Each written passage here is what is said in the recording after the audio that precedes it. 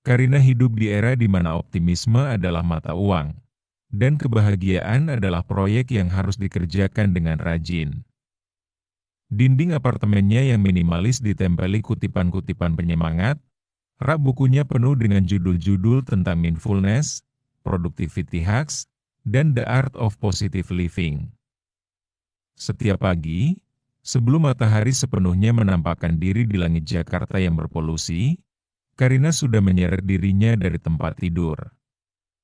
Bukan karena naluri, tapi karena jadwal yang terpampang di papan tulisnya. Pukul 5 AM bangun meditasi. Pukul 5.30 AM gratitude journal. Pukul 6 AM olahraga ringan afirmasi. Paradoksnya, semakin ia berusaha mengejar apa yang lebih baik, apa yang lebih unggul, semakin ia merasa jauh dari itu. Setiap kata bijak yang dibaca, setiap seminar online tentang potensi diri yang diikutinya, bukannya membangkitkan semangat, justru menusuknya dengan sebuah perkarinaan tak terucap. Mengapa aku tidak bisa seperti itu? Harapan untuk menjadi versi terbaik dari dirinya sendiri perlahan berubah menjadi cambuk, mengingatkannya berulang kali akan kegagalan, kekurangan, dan janji-janji yang tak pernah terwujud. Ia punya daftar panjang tentang apa yang seharusnya ia lakukan. Membaca lebih berkeringat buku non-fiksi, memulai bisnis sampingan, belajar bahasa baru, lari maraton, tersenyum lebih ikhlas. Daftar itu tumbuh, sementara tingkat kepuasannya menyusut. Puncak dari ritual pagi yang melelahkan itu adalah sesi afirmasi di depan cermin. Karina yang sembab menatap pantulan dirinya. Aku sukses, bisiknya, suara Karina sedikit serak. Karina melirik tumpukan proposal di meja Karina, sebagian besar belum rampung.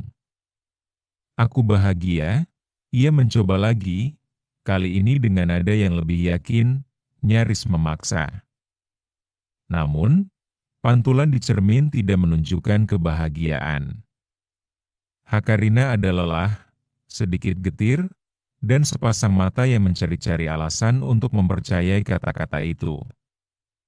Alih-alih merasakan gelombang optimisme, ia justru merasakan hampa. Jika ia sungguh bahagia, mengapa ia harus mengulang-ulang ucapan itu seperti mantra yang dihafal mati? Bukankah kebahagiaan sejati seharusnya hadir begitu saja, mengalir alami, tanpa perlu diyakinkan? Di dunia maya, teman-teman lama Karina memposting tentang liburan impian, promosi jabatan, atau momen-momen sempurna bersama pasangan. Setiap like yang diberikannya terasa seperti tusukan kecil di hatinya. Mereka semua tampak begitu effortless. Seolah-olah mereka dilahirkan dengan cetak biru kebahagiaan yang tidak dimilikinya. Karina menyadari bahwa upaya kerasnya untuk mencapai standar kebahagiaan ini, yang sebagian besar ia serap dari media sosial dan buku-buku motivasi, justru menghabiskan energinya dan membuatnya merasa semakin tertinggal. Suatu sore, setelah presentasi penting di kantornya berakhir dengan cacat minor, salah satu slide tidak muncul. Karina pulang dengan perasaan campur aduk. Seharusnya ia mempraktikkan mentalitas pertumbuhan, melihat kegagalan sebagai pembelajaran. Tapi yang ia rasakan Karinalah kekecewaan yang menusuk.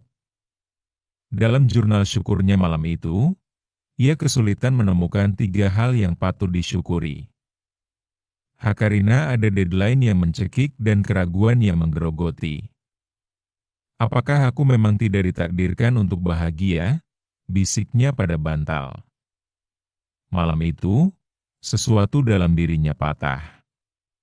Ia melewatkan meditasi malam, tidak menulis di jurnal syukurnya, dan membiarkan buku tentang kekuatan fokus tergeletak begitu saja di lantai. Ia Karina berbaring di tempat tidur, menatap langit-langit kosong. Untuk pertama kalinya dalam waktu lama, ia berhenti mencoba menjadi sesuatu. Ia berhenti berusaha mencari cara untuk lebih baik.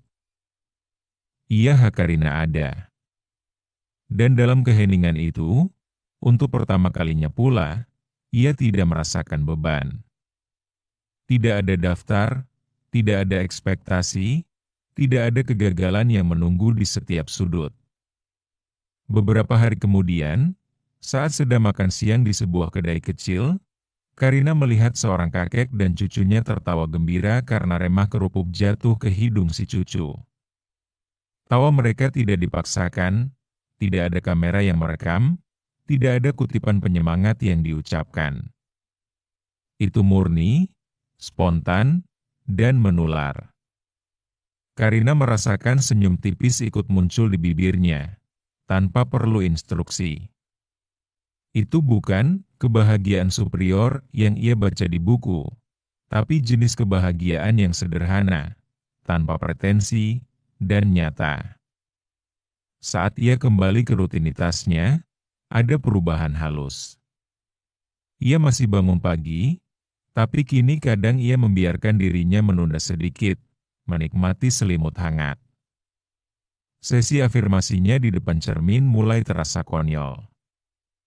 Mengapa ia harus berteriak, "Aku cantik," ketika ia tahu ia punya lingkaran hitam di bawah mata dan jerawat kecil di dagu? Mengapa ia harus memaksa dirinya, "Aku sukses," saat tumpukan email belum terbaca?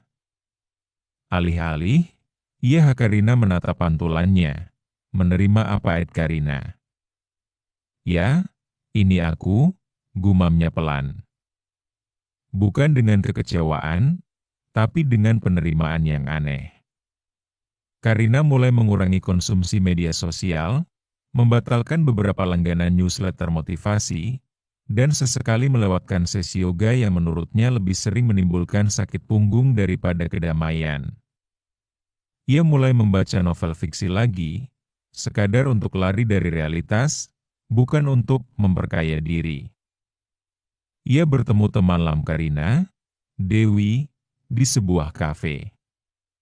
Dewi, yang selalu hidup apa Karina, bercerita tentang kebahagiaan dalam hal-hal kecil, kopi panas di pagi hari, percakapan ringan dengan tetangga, atau menyelesaikan puzzle.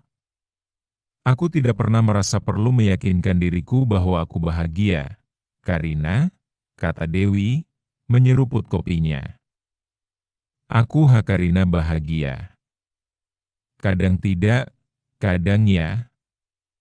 "Begitu saja," kata-kata Dewi menggaung di benak Karina. Begitu saja. Tanpa label, tanpa usaha keras, tanpa perlu dibuktikan. Perlahan, Karina mulai mempraktikkan filosofi itu. Ia menemukan kedamaian dalam mengerjakan pekerjaannya dengan baik, bukan sempurna. Ia menemukan tawa dalam percakapan acak dengan tukang sayur.